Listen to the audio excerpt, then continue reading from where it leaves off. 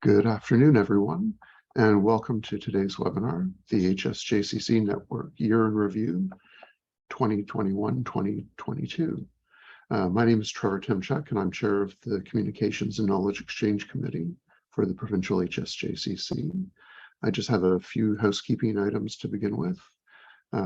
We will have a question and answer period at the end of the webinar. Please put your questions in the Q&A box at the bottom of your screen. If you do have any questions of a technical sort of nature, you can put them in the chat box. And we'll try to get to as many questions as we can at the end of the webinar. The webinar is being recorded, and the recording as well as the slides will be, links will be emailed to you as soon as possible after the webinar, and they'll be posted to our website. There'll also be a brief evaluation survey following the webinar. And before we really begin, I'd like to turn it over to Tasha for a land acknowledgement. Thank you, Trevor. So I would like to acknowledge that the land I'm speaking from today is the traditional territory of the Wendat, the Nishnabek Nation, the Haudenosaunee, the Métis, and the Mississaugas of the Credit First Nation. The treaty that was signed for this land is collectively referred to as the Toronto Purchase or Treaty 13. With gratitude, I recognize that these lands have been cared for by Indigenous people since time immemorial. Today, this land is still home to many First Nations, Inuit, and Métis people from across Turtle Island who continue to shape and strengthen our communities. I would also like to acknowledge the many people of African descent who did not arrive on these lands by choice, but whose ancestors were forcibly displaced as a part of the transatlantic slave trade. We make these acknowledgements in an effort to reflect and honor this history and to demonstrate our commitment to reconciliation. In our work, we see the clear impacts that Canada's colonial history has had on Black and Indigenous people who interact with the sectors that we represent. It's important to recognize that land acknowledgements are not enough and that our words must be followed by actions. We must continue to build and strengthen meaningful relationships with these communities and hold these issues at the heart of our priorities moving forward.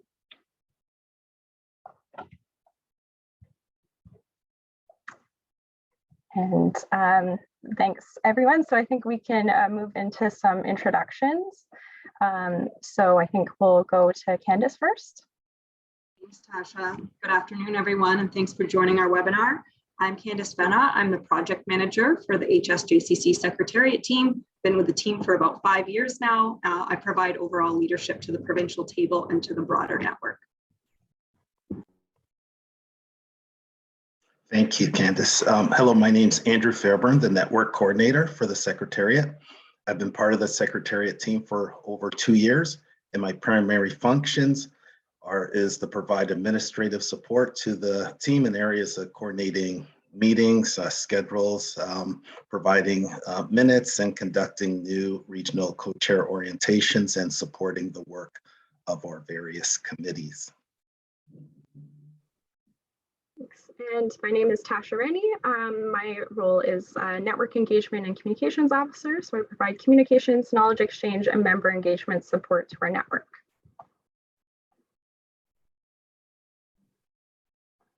Hi, everyone. My name is Erin Paquette. I am the Policy Analyst and Justice Lead for CMHA Ontario. And as part of that role, I provide policy advice, research, and support to the Provincial HSJCC Secretariat. Hello, everyone. I'm Justin Della Pena. I'm a policy analyst, and I've been with the HSJCC Secretariat team for about a year, and I support the work for the community reintegration file.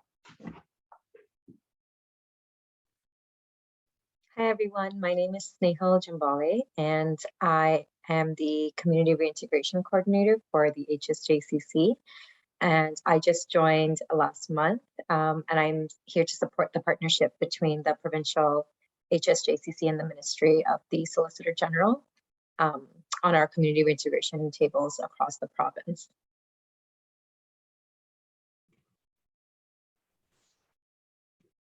So here's just a quick look at what we'll be talking about today. Before we get started, I wanted to do a quick poll just to give us a sense of who's joining us today. So I'll be launching that in a moment. And just one thing to be aware of for the second and third question, I didn't have enough room for all of our regions in one question, so it's split into two. So if you don't see a region in that second question, just check in the third one. So I'll launch that now and just give folks a minute or so to fill that out.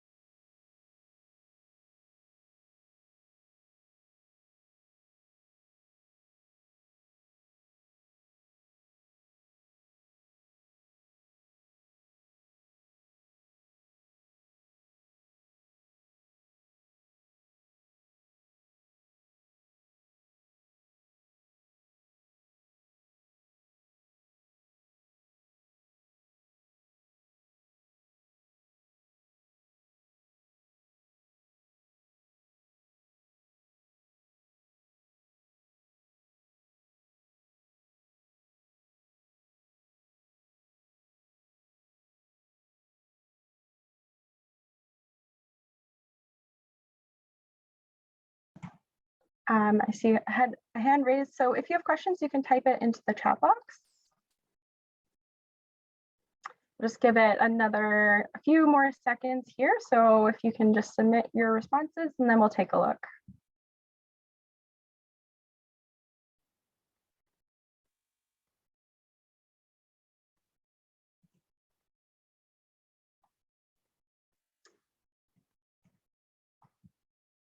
Oh, I'm seeing, sorry, I think perhaps there are some issues with those second and third questions for people.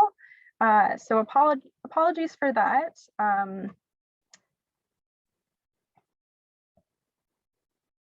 Perhaps, yeah, it looks like some folks can't leave any of the questions unanswered. So for that one, perhaps just choose a second region and hopefully that will be clear enough for us as we take a look.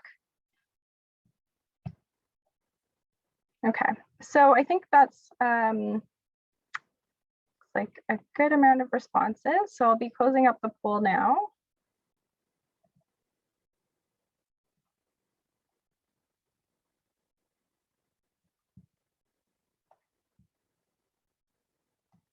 All right, so just wanted to get a sense of, who is all joining us today. It looks like we have quite a few folks from our local committees, which is amazing, as well as our regional provincial committees. And then a number of folks as well who are not sitting on a committee, but perhaps part of one of our partners, organizations, or just interested in our network. So really great to have everyone here today.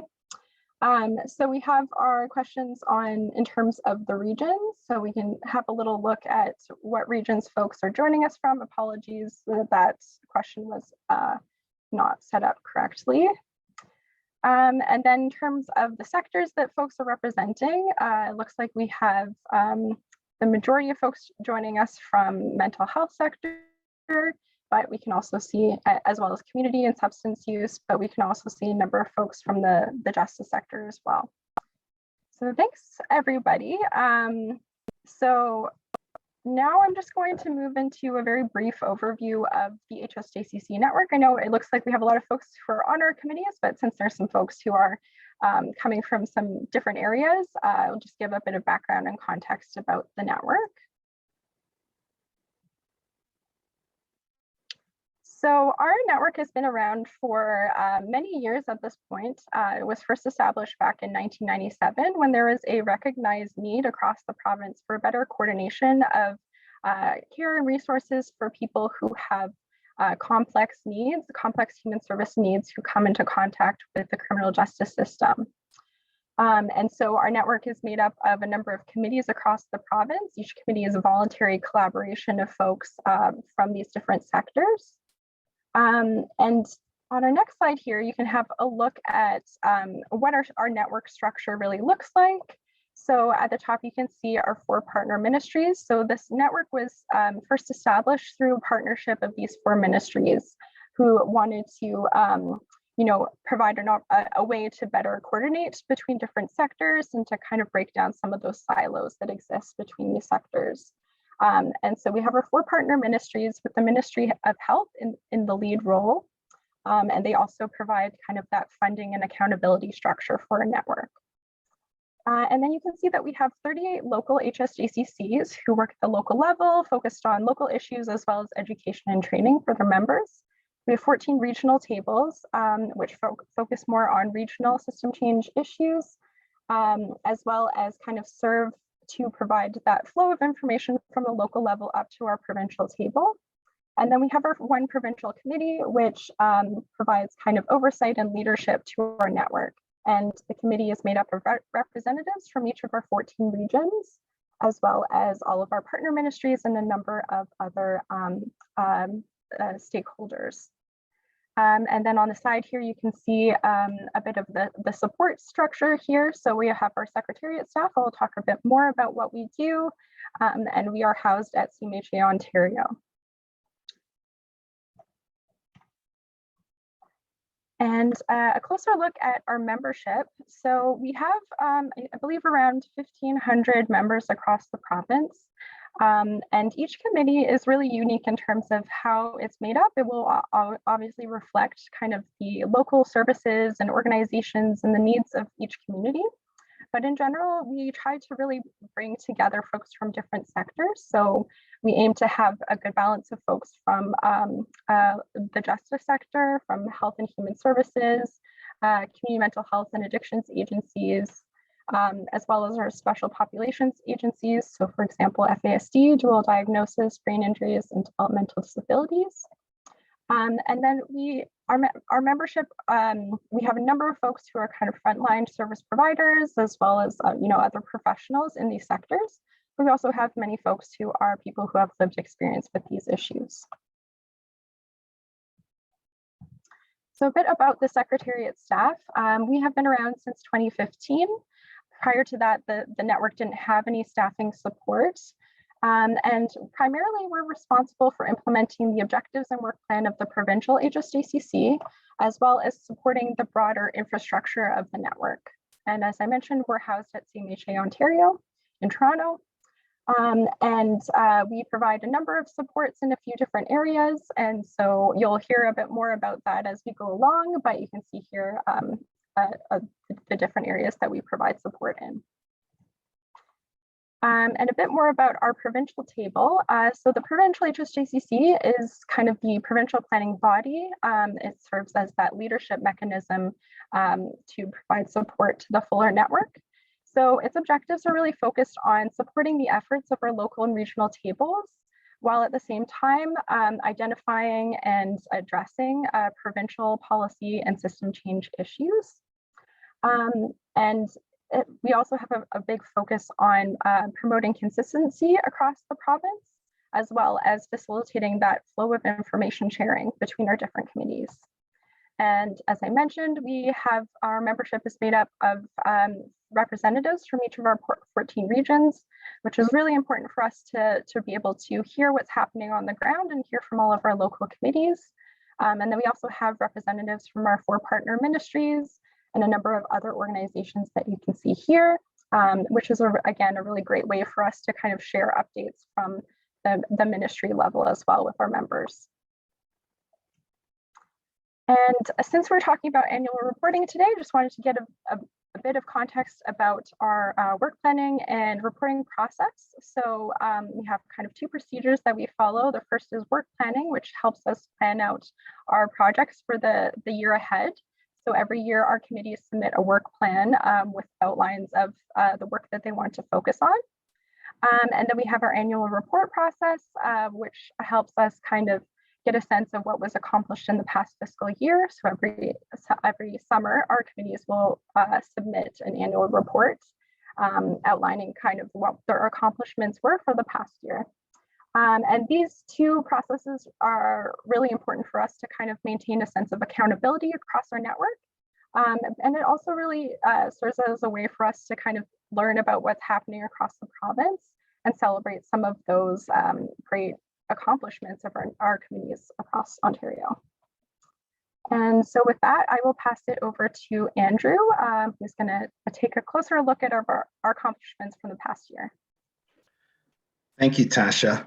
Now let's take a look at the HSJCC year in review, which included our network support and business over the 2021-22 fiscal year, which included 6 virtual Provincial HSJCC meetings, 2 issue management sessions, which included sessions on dismantling of community advisory boards and a discussion regarding the transfer of care to Schedule 1 facilities. There were also 5 submissions made to government that included police record checks, Reform Act exemption proposal, proposed regulatory amendments to strengthen Ontario's corrections system, Ministry of the Solicitor General engagement sessions, and proposed regulatory amendments to support the contraband strategy and action plan, as well as the Provincial HSJCC 2022 pre-budget submission. In terms of engaging in partner ministries and stakeholders, the Provincial HSJCC continued to engage with its health and justice ministry partners and participated in consultations, which included consultations with the Ministry of Solicitor General on regulatory changes for Ontario's correctional systems, consultations with the Ministry of the Solicitor General on community reintegration, consultations with the Ministry of Municipal Affairs and Housing and the Ministry of Health, and as well as the Ministry of Children and Community and Social Service on supportive housing. The Provincial HSJCC heard educational presentations from key stakeholders and partners, including a presentation on mental health and justice priorities that was presented by Anne Fogarty from the Mental Health Commission of Canada, a presentation on lifeguard health and digital application, which was presented by Colton Calderon of Lifeguard, as well as the new Community Reintegration and Program Transformation Branch, which was presented by representatives of the Ministry of the Solicitor General. Highlights of the Provincial HSJCC communication and knowledge exchange work included 3 HSJCC newsletters, 2 knowledge exchange events, which included the Survivors of Homicide Victims and Mental Health Project. That was a 2-day forum, and the HSJCC 2021 virtual conference. There are also 7 educational webinars, which included Unequal Justice by the John Howard Society of Ontario, Innovations in Alternative Crisis Response Models by the Reach Out Response Network and Gerstein Crisis Center, Legal Capability Training for Service Providers by the Community Legal Education of Ontario, and also the HSJCC Network 2021 year in review by your very own HSJCC Secretariat, as well as the Violence Link by Humane Canada, as well as the John Howard Society Learning Hub, again by our friends at the John Howard Society of Ontario. Now let's take a look at some of the highlights from our regional and local committees. There's some great examples of the great work that's been done by our committees over that past year, including Halton Region, which addressed Black and systemic racism and a lack of cultural adapted services, with the objective of creating safe spaces for community to access to services equitability. And they did this by developing and distributing an anti-racism guidebook that was to be used by organizational leaders in the human services and justice sectors in the Halton regions. Out in Windsor, local HSJCC, in partnership with the Legal Assistance Windsor, cell phones were purchased with calling and data plans for people with mental health issues and ongoing criminal matters. Legal Assistance Windsor was able to purchase 40 cell phones and provided 45 phone plans, which allowed people who were working with mental health workers and involved in the justice system who needed cell phones to stay connected to their supports and were able to have assistance with the offer of a cell phone and or a phone plan with minute cards. Up in the Northwest Regional Center of Responsibility, there was establishment of training and professional for situation tables with the objective of increasing the knowledge of situation tables in a 4-filter process, as well as enhance interagency collaboration. As a result, there were 6 situation training sessions held, including one for release from custody task force members, with 61 attendees trained. The Peterborough local HSJCC developed a scholarship award called the Morro de Carlo Housing Scholarship, awarded to a graduate of a community support court program. The community support court program involves helping clients obtain and maintain stable housing by reducing the number of offenses related to living in unstable housing environments.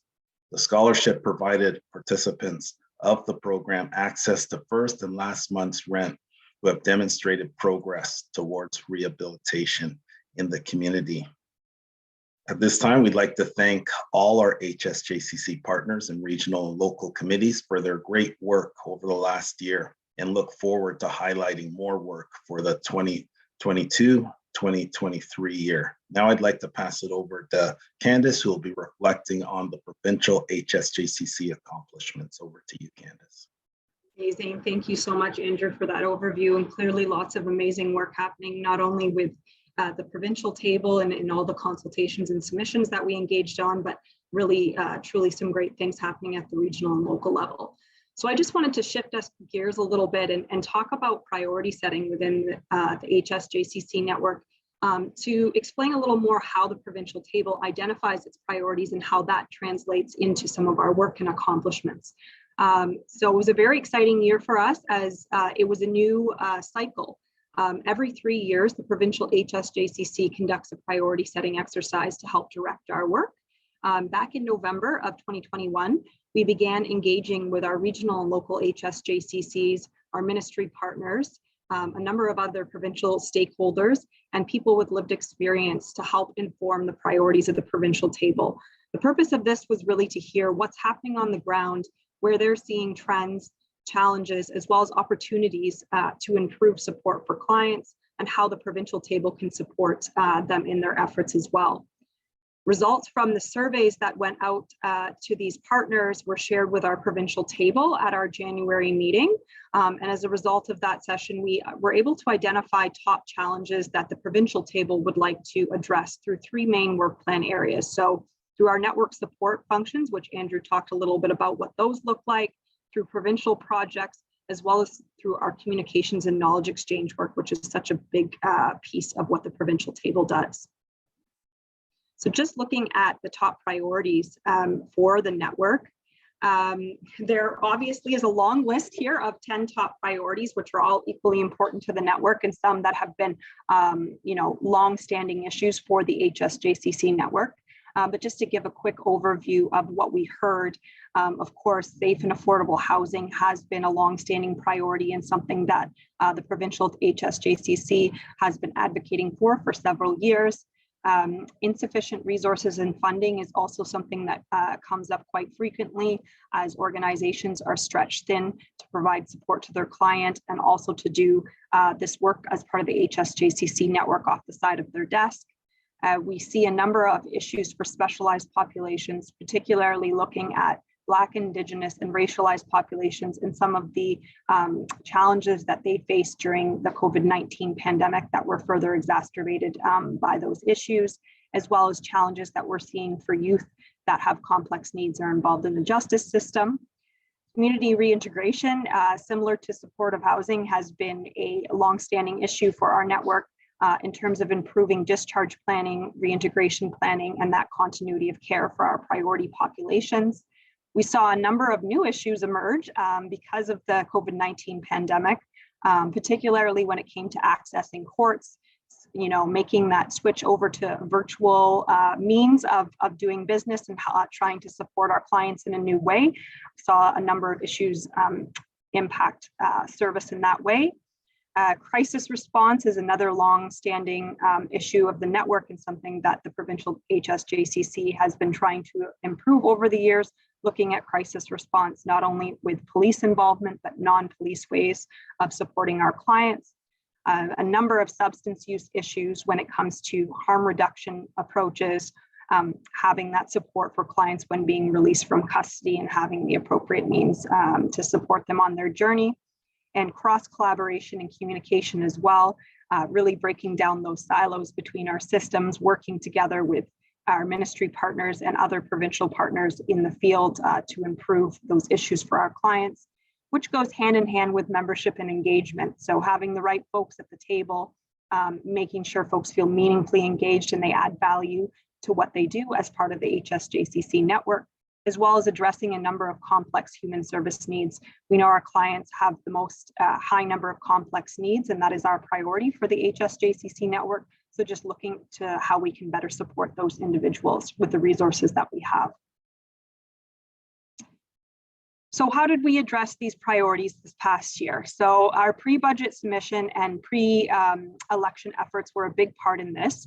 Our priority issues are often reflected in our yearly pre-budget submission. This year, we really focused on that need for investments in health and human resources so that folks that were on the ground had the support that they need to be able to continue to support our priority populations.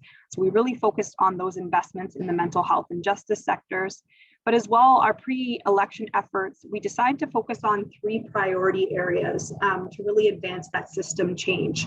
We created 2 pagers for our regional and local committees, as well as other partners that we're looking to engage with our new elected officials as part of the pre-election efforts to really have them understand what our top priorities are, what the Provincial HSJCC recommends and what our stance has been, and really just to educate them on our where our focus will be for the coming years. So of course, again, we saw supportive housing as one of our top priority issues, specifically for justice-involved individuals who face a number of barriers when trying to access supportive housing, substance use issues, having those harm reduction approaches and that continuity of care, and again, looking at crisis response and the need for both police and non-police models to support individuals on their journey. So I want to shift a little bit to highlight some of our advisory committee accomplishments, and we have actually added a number of new advisory committees that are now going to be permanent standing committees of the HSJCC network, which is really great. During the pandemic, we saw a number of issues being further exacerbated, and the provincial table reacted by coming up with advisory committees that will help support our efforts on a provincial level. One of those being our Provincial People with Lived Experience Advisory Committee, which, just by way of background, was actually convened at the beginning of the pandemic in 2020. The purpose of this group was really to improve the representation and engagement of people with lived experience at all levels of our network. The committee ended up conducting 2 surveys back in the fall of 2020 to help inform our work. One with people with lived experience to hear their voices and what they need and their experiences with committees, but also to hear from our regional and local chairs where they're facing some barriers of having meaningful engagement with people with lived experience. This past year, the committee was very excited to release a new guidebook for enhancing the engagement of persons with lived experience, which outlined some tools and resources for chairs when attracting new members, how to remove barriers, ensure that there's compensation for folks, and thinking about some privacy and confidentiality concerns when engaging with people with lived experience as part of our work. We hosted a follow-up webinar after the guidebook was released just this past spring and have been engaging with regional and local committees to help support their efforts and get a sense of whether things have changed, which we're happy to see that there has been many conversations at tables on how they can better engage with people with lived experience. And the advisory committee will be looking ahead to how we can continue to improve those efforts moving forward. And then the other group that I just wanted to highlight is the Transition from Custody Network, which also began as a result of identified need during the pandemic. This community of practice was formed in 2021 by the Provincial HSJCC. This network is made up of a number of frontline service providers from all different perspectives, as well as our ministry partners and people with lived experience. It's very unique as we are convening so many different individuals that are coming together to provide support to individuals that are being released from provincial correctional institutions. And really the objectives of this network were to better support those individuals and identify some challenges as well as best practices when it comes to supporting outcomes for this population. This group really has dovetailed nicely with the new community reintegration strategy and new branch at the Ministry of the Solicitor General, and has been really excited to work alongside our ministry partners to improve outcomes for those populations. One really great accomplishment, the community of practice conducted a survey regarding late releases. So folks who are being released after hours when often services are closed for the day, so they aren't able to get the support that they need, and looking where we can explore best practices across the province and identify solutions so that people aren't being released without those supports in place. Survey results from the network recommended a number of ways to improve those outcomes with our ministry partners, to assist with existing community reintegration efforts, to improve that communication and collaboration, and to develop shared models of accountability for our priority populations. And with that, I think I'm going to turn it back over to Tasha to talk about our communications and knowledge exchange accomplishments from the last year. Thanks, Candace. Andrew kind of gave us a bit of an overview of some of our communications knowledge exchange accomplishments in terms of the high level numbers. So I just wanted to give a bit more detail of some of the things that we accomplished during that year. So I think one of our biggest events from this past year was our virtual conference. So every other year, the Provincial HSJCC hosts a conference for our network, which brings together folks from across the province for usually 3 days. But this year, we decided to hold this conference virtually, due of course to the pandemic. And we are really, really happy with how that went for us. We saw really great engagement from our network, and really happy to see so many folks interested in joining us for this event.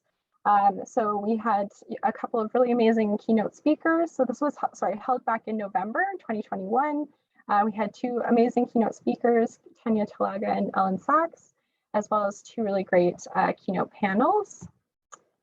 And just on our next slide here, I think one of the things we were really happy with from this conference was that we saw a huge increase in our registration. We really kind of heard from our members that because this was a virtual event, it really allowed for some folks from different parts of the province who normally can't make it for our in-person conference to attend this year. So it was really exciting for some folks who've never been to our conference to be able to join and to see such a big increase in our registration numbers. So you can see a few of our other kind of high level numbers from the event. We had around 680 folks joining, a number of presentations. We also supported a number of people with lived experience to attend this event. And then at the bottom, you can see we are also kind of paying attention to and exploring some ways to create connections virtually for folks. So we had a number of virtual networking sessions and heard some great feedback in terms of how that went for folks. And we're really happy to hear that some folks really did make some great new connections virtually, and certainly intended to kind of follow up on some of those connections that they made. So we're very happy and kind of excited to see where this new virtual option takes us in the future. And, thanks for everyone who participated in the conference. It was such a great kind of group effort for us. Looking forward to our next one, which will be in 2023. And then in terms of our other kind of communications and knowledge exchange activities from this year, some folks might be aware, we have a communications and knowledge exchange committee that provides kind of advice and direction to our general CKE activities. So they really provide some support in terms of planning our webinars for the year, figuring out what we're doing with our website and newsletter activities.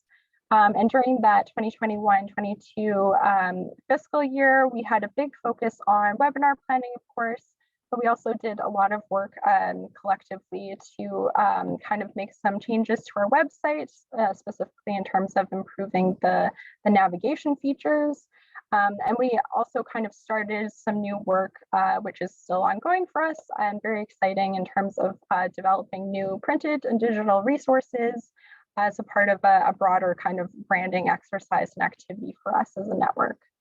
So if anyone is interested in kind of learning more about our CKE work or maybe becoming involved in our committee, feel free to connect with me. We're always happy to have some new folks join. And here's kind of some links and resources for anyone who isn't aware where you can find everything. So the best resource is definitely our website. You can find archives for all of our webinars, newsletters, so recordings for the webinars, you can watch them there. All of the projects that we release and reports that we put out can be found on our website. And then we also have pages for each of our local and regional committees, so they can upload their own documents there. We have our mailing list, so you can join that on our website, and that's the best place you can be to kind of hear about updates and webinars and things that are happening. And you can also connect with us on social media. And just a bit of information about our member engagement work. So this is work that's been ongoing for us in the past about 4 years or so. You know, it really stemmed from hearing from our committees that there is a need for some more support in terms of improving the engagement of their members, improving things like participation and communication within their committees. So a few years ago, we did put out a member engagement plan, which is a great kind of guidebook for committees to kind of address some challenges that they might be having. So that can be found on our website. And since then, we've been kind of working with our committees one-on-one to come up with like tailored solutions to some of the engagement challenges that they might be having. So that might be, you know, just having one-on-one conversations with committee chairs and providing some advice. We'll also visit committees and provide orientations or overviews of the network, other presentations that might be helpful for that committee. And then if there's, you know, a lot of challenges around engagement, we have also worked with committees to facilitate kind of an engagement session that will help us kind of have a conversation about some of those challenges and come up with some strategies and solutions that are tailored to that specific committee. So those might focus on things like envisioning for the committee, goal setting. It also might look at, you know, improving your representation of your membership, so community engagement and outreach and recruiting new members. And again, feel free to connect with us to learn a bit more about those areas of support. And I think I'll pass it over to Erin now to talk about what's coming up for us next year. Hi, everyone, and thanks, Tasha.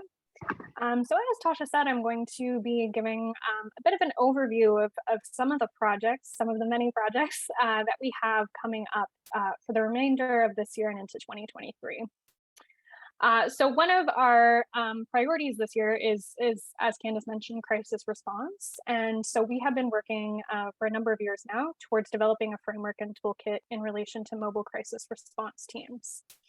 Just for anyone who may not be aware, these teams, which are also commonly referred to as MCERTs, typically often involve a police officer and a mental health and addiction service provider. Most often that's either a social worker or a nurse.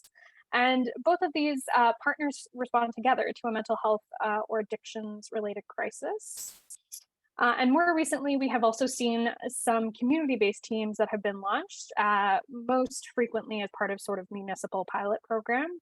The City of Toronto has launched for within the last, actually over the course of this summer, as an example. So as I mentioned, this work has been ongoing for some time now. So in 2019, the P-HSJCC began a province-wide project, to identify the mobile crisis response teams that were already in place across the province, and as well as to identify some innovative practices that were going on within those teams.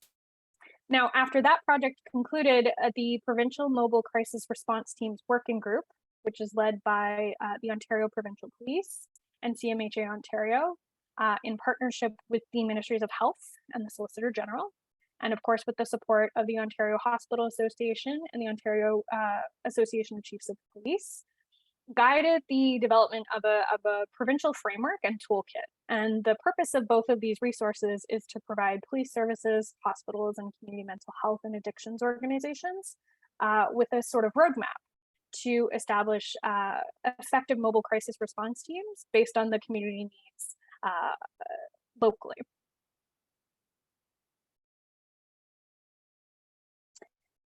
So the culmination of all of that work is that we anticipate that in the fall of 2022, the P-HSJCC will continue that work with CMHA Ontario and the Ontario Provincial Police, as well as the other partners I mentioned, to prepare for the launch of this framework and toolkit. So the framework is called the Developing Mobile Crisis Response Teams, a framework for Ontario, and there's the associated toolkit as well. So the Mobile Crisis Response Team Provincial Working Group, what we are really focused on at the moment is trying to seek endorsement and support from key stakeholders, as well as our ministry partners, in preparation for that launch. And once the framework and toolkit launch, we will hold, this large group of organizations will hold a public policy forum to discuss those best practices and the framework and toolkit as well. Another project that we are currently engaged with is the Cannabis and Drug Treatment Project. Now, this project began in 2020, and it's going to conclude actually this December. So it includes a partnership between CMHA Ontario, the John Howard Society of Ontario, Dr. Akwasi Owusu-Bempah from the University of Toronto Mississauga's Department of Sociology, and certainly not last but certainly not least, my apologies, the P-HSJCC. So the purpose of this project really is to explore how cannabis use impacts individuals' mental health and whether or not it helps or hinders their completion of drug treatment court programs. The project is also looking into how service providers themselves perceive that cannabis use and whether or not, or what impact, I should say, that has on how clients are supported as they continue to work through these programs. Now, a provincial public policy forum on the impact of cannabis use in DTC programs in Ontario is going to be held in October 2022. And the discussion that is held during that forum will actually lead into the final report for the project. So my apologies, there's a bit of an error on the slide here. Also looking ahead, of course, Tasha mentioned our Provincial HSJCC conference, and we are already beginning to work on the 2023 iteration of that conference. So that virtual forum is going to be held again in November of next year, so 2023. And as with previous forums, will be open to members of the HSJCC network. So as with previous conferences, it'll convene professionals from the human services and justice sectors in order to really share those promising practices, build those cross-sector networks, and engage in solutions, apologies, for the people that we all serve. So recently we convened a conference planning committee, and they are all convening to work to identify a theme, as well as potential speakers and the content for those sessions. And also looking ahead, we are working in the Transition from Custody Network. We are working with these members to support the work of the Community Reintegration Planning Tables project, which Justin will speak to in more detail shortly. The Transition from Custody Network has been seen and is currently seen as widely a group with valuable expertise to share. And so they have been informing the development of a provincial framework as part of this project. So the network will continue to be consulted through the development and operationalization of the reintegration planning tables, and that work will continue into the fall and later into the winter. And also in terms of priorities for this network, they will be participating in knowledge sharing opportunities, and that includes with ministry partners and other key stakeholders across the sector, primarily on the 3 issues that Candace mentioned earlier on in the webinar. So around supportive housing, around substance use, and around crisis response. And one other thing I'd like to mention as well is, of course, our anti-racism committee. So that committee is currently working on an anti-racism framework for the HSJCC network, and that framework is currently in development. And now I will pass it on to Justin to speak to the to speak to the community reintegration planning tables project. I can go ahead. Thank you so much, Erin, for that. So just an overview of the Community Reintegration Planning Tables Partnership. So the planning tables are intended to support a person-centered, collaborative, multidisciplinary, and multi-sectoral approach to release planning for individuals who identify with high needs. And this is building from the existing partnership between the Ministry of the Solicitor General and CMHA Ontario, wherein CMHA will act as the transfer payment agency on behalf of the Provincial HSJCC. And we have entered into an agreement to support the development and operationalization of CR tables. This will be achieved by leveraging the Provincial HSJCC's wide-ranging expertise, community and human service partnerships, and existing regional and local tables. So under this agreement, the Provincial HSJCC will complete a current state assessment and a summary of findings, and this will ensure diverse membership and representative of the community that's being served by the community reintegration planning tables. So for some more detailed information, I'll pass it over to Justin. Thanks so much, Snehal. In terms of just an update of where we currently are with the project team is currently finalizing a series of engagements with a variety and a diverse set of stakeholders, which include regional and local HSJCCs, the transition from custody network, people with lived experience, and Black and Indigenous communities. The aim of these engagements is to help guide the development of a gap analysis, as well as the development of the community reintegration planning tables framework. There were 3 types of engagements that are currently being finalized. The first is a provincial survey that was distributed amongst the transition from custody network. There are a variety of local focus groups that include focus groups within the first 5 catchment areas that we will review in the next slide. There's also focus groups with organizations and individuals serving Black and Indigenous populations.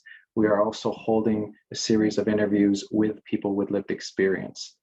The engagements, as well as the overall approach, have been informed by feedback that was received by local community engagements held by the ministry between November 2021 and March 2022. These engagements highlighted the desire to reduce the duplication of efforts while leveraging existing local tables. In terms of the next steps, we're moving towards the operationalization of the community reintegration tables. So the tables will take a 2-phase approach beginning late summer to early fall of 2022. And strategic criteria for the selection of the 5 sites that are identified below was based on factors such as the availability of well-established local HSJCCs that had both ministry and community partners that were identified as existing members, geographic location, as well as an analysis of ministry data. As mentioned, the first 5 sites that have been identified on the first phase are Elgin Middlesex Detention Center, Toronto South Detention Center, Maplehurst Correctional Complex, Kenora Jail, and Brockville Jail. The determination of membership within the community reintegration tables will be informed by the engagement data but we do anticipate that it will include the participation of community reintegration officers and a community member as co-chairs, and the tables will be accepting referrals from institutions and community reintegration officers for case conferencing and development of reintegration plans. The last update we'd like to share is regarding the Community Advisory Committee. So the Provincial Community Reintegration Planning Table Working Group has been meeting weekly and has developed a governance structure that is aimed to promote ministry and community collaboration and to ensure that community input is leveraged at each stage of the project. We think that this governance structure provides an opportunity to incorporate regional feedback once the tables are operationalized, as well as regular touch points throughout the development and operationalization of the community reintegration planning tables. The membership criteria for the Community Advisory Committee is currently in development, but we anticipate that it will include some combination of regional and local HSJCC chairs, colleagues from the Transition from Custody Network. Once established, the Community Reintegration Tables co-chairs, individuals with lived experience, and organizations serving Black and Indigenous communities, as well as ministry partners that include community reintegration officers and institutional staff. There is an initial meeting that is occurring for the Community Advisory Committee on August 17th. And the aim for this meeting is to get feedback on the proposed structure of the Community Advisory Committee, including the goals and processes that are anticipated to occur, as well as a discussion on the preliminary information heard from the engagements that are currently being finalized by John Howard Society of Ontario and DPRA Canada.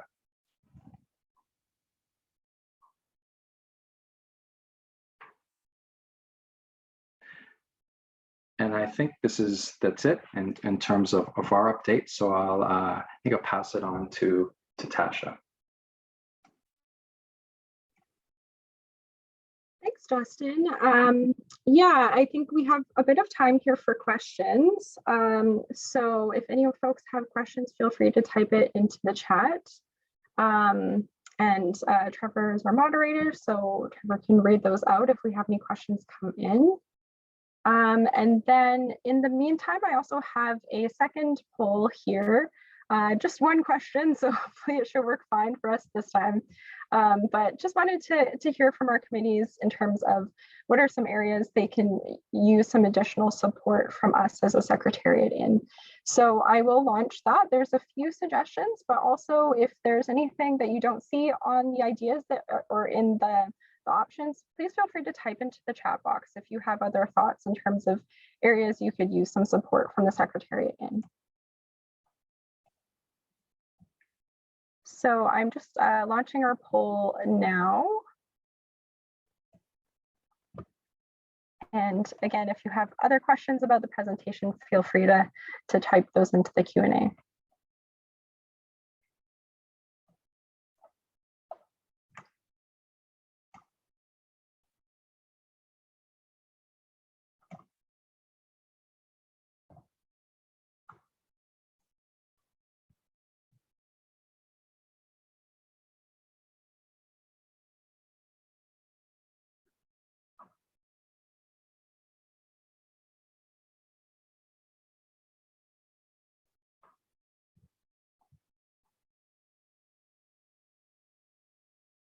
Well, apparently you answered everyone's questions as you went along. It was a lot of information.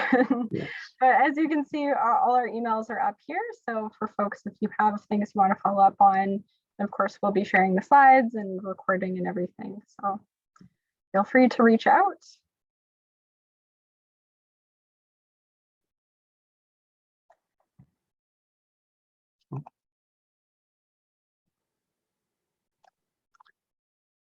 Well, we are getting people thanking you.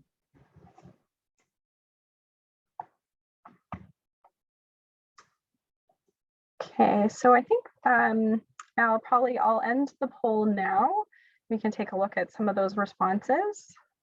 There is someone asking if there's more information about the community reintegration planning tables, if there's any kind of document online available about it. I can speak to that. So we do have a key messages document that was shared with some of our partners, but I'm happy to circulate that. In terms of online, there would just be the announcement that was made by Solgen. So if you're interested in seeing that key messages document, we're happy to circulate that to you. Again, it will include a lot of the same information that was presented by Justin and Snehill today, but happy to share that so that you have a concrete document.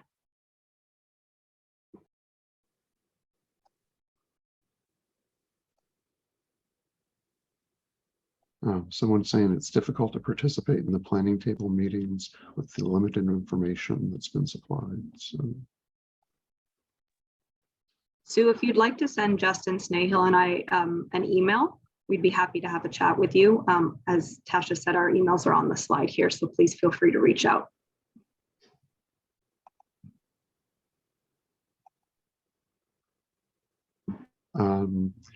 So with regards to the Ministry of Health representation on the provincial committee, where are the representatives on the provincial committee? What divisions are they from with the Ministry of Health?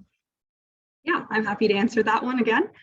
It is the Mental Health and Addictions Programs branch, so Mental Health and Justice Unit that sit on that table. But of course, we're engaged with other divisions of the Ministry of Health, including supportive housing as part of our ongoing work. But in terms of who actually sit on that table on the regular basis, it's that unit. Okay. Are there any other questions that people have? Yeah, if there are no other questions, I'll just share the results from our poll. Okay. Take a look here.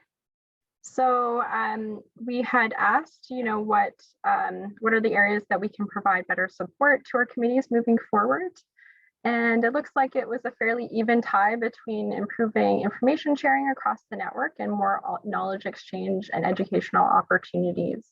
And I think that's definitely an area that we're always keeping in mind and looking for ways that we can continue to provide support and facilitate that information sharing. So great to hear that. And if there are some specific thoughts anyone has, feel free to let us know about ways to kind of improve that. We also have a few responses around member engagement support and nothing under other. But again, if there's other thoughts, type those into the chat. But thanks so much, everyone, for taking the time to fill that out. Well, we don't have any other questions. So since we're almost at the end of our time, I want to thank everyone for attending, and thank you to everyone from the Secretariat for presenting. Again, the webinar recording and the slides will be posted to the site shortly, and a link will be mailed as well to everyone who attended or who registered. And please get in touch if you do have any further questions. All the contact information is supplied there with the slides. So thank you again, everyone. Thanks, everyone.